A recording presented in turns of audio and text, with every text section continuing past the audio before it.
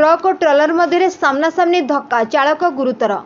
Eber सबुठारु बड़ खबर आसी पहुंची जे पुणी थे 55 नंबर जातीय राजपथ दुर्घटना। नालको थाना ठारू मात्र 50 मीटर दूर नालको टाउनशिप बसस्टाण्ड ठारे ट्रक और ट्रलर मध्य सामनासामनी धक्का होईछि।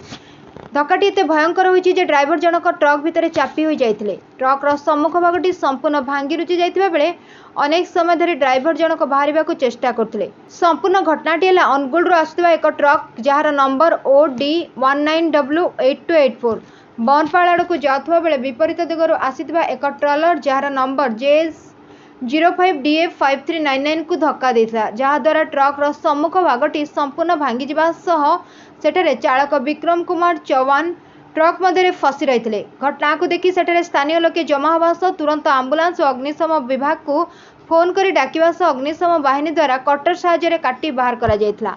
Bureau report 51 news agency.